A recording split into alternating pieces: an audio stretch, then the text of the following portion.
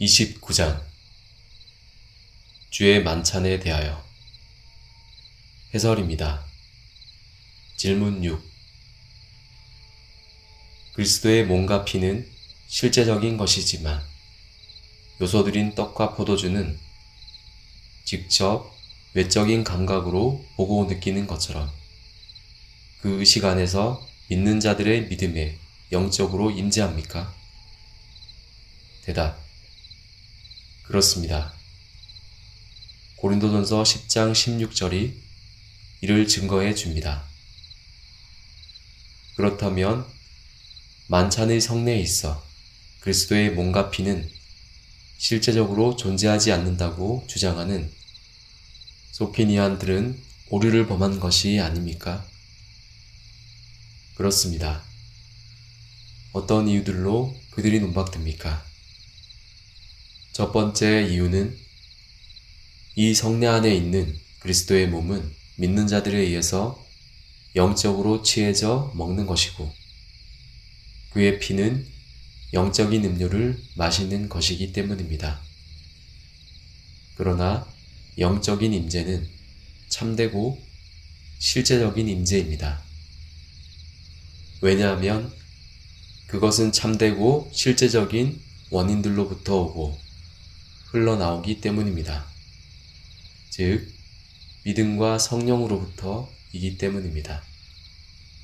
두 번째 이유는 이 성례의 바른 적용에서 그리스도는 믿음으로 성령에 의해서 사람을 연합되도록 하기 때문입니다.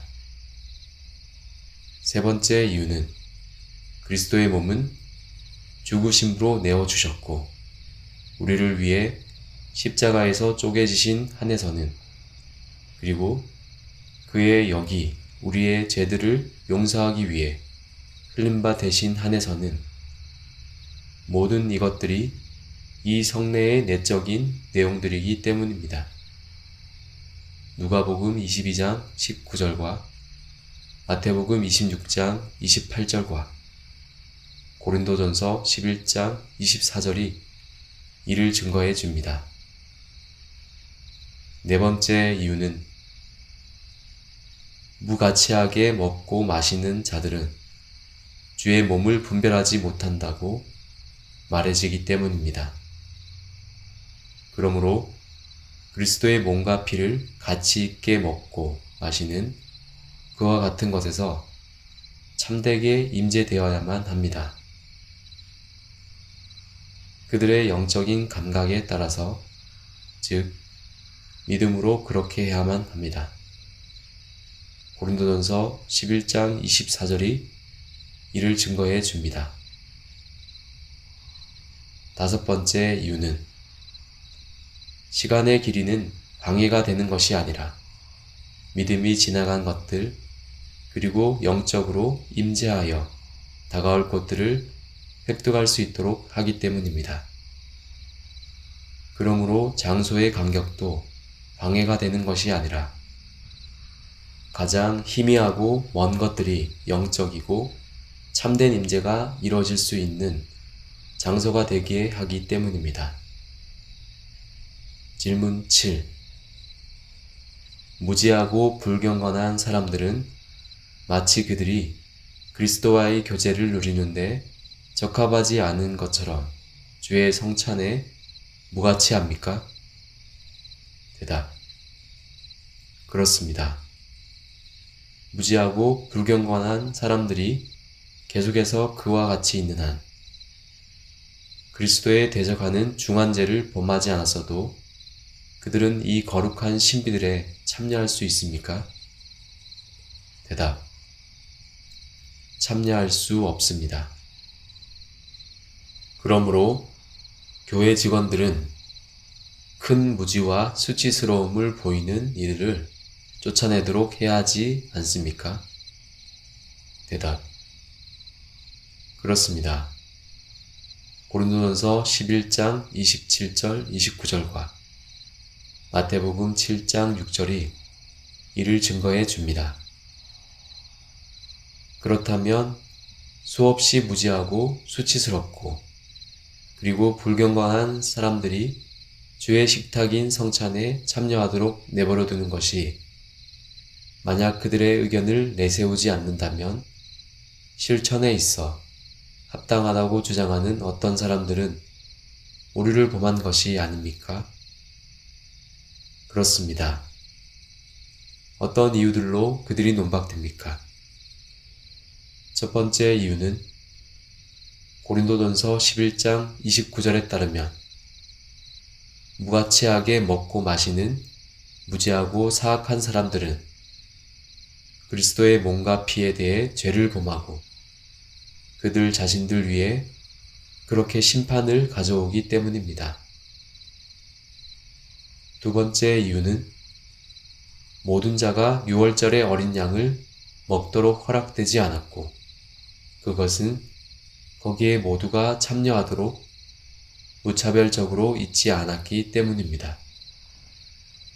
민수기 9장 6절, 7절과 역대하 23장 19절과 에스겔 22장 26절이 이를 증거해 줍니다. 세 번째 이유는 마태복음 22장 11절에선 어떤 사람이 혼인 예복을 입지 않고 혼인잔치에 오는 것이 합법적이지 않았기 때문입니다. 네 번째 이유는 마태복음 7장 6절에서 진주는 개들, 돼지, 명백하게 불경건하고 사악한 사람들 앞에 던져지도록 하지 않았기 때문입니다. 다섯 번째 이유는 믿는 자들의 교제와 사귐으로부터 배제되어야 마땅한 그들은 교제의 깊은 성례와 하나님과 더불어 시킴에 허락되어서는 안 되기 때문입니다. 따라서 무절제하게 걷는 모든 그들도 그와 같습니다. 고린도후서 6장 16절이 이를 증거해 줍니다. 여섯 번째 이유는 만약 교회가 자의적이고 의식적으로 그와 같은 사람들을 허락한다면 그들은 하나님의 언약과 공공연하게 신성모독이 되도록 그의 거룩한 상징들의 피해를 준 것으로 인하여 그들 자신들을 대항하는 하나님의 진노를 분발시키기 때문입니다. 고린도전서 11장 30절이 이를 증거해 줍니다.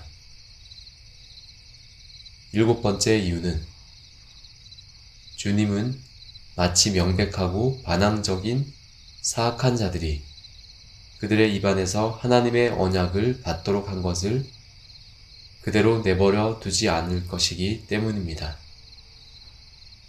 그러므로 그런 자들에게 그의 언약의 보증과 상징들이 제공돼서는 안 되기 때문입니다.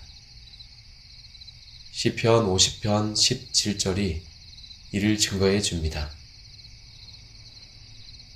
여덟 번째 이유는 마태복음 18장 17절에 따라 무지하고 불경스럽고 경건한 사람들은 이방인들과 세리들처럼 평가해야만 하기 때문입니다.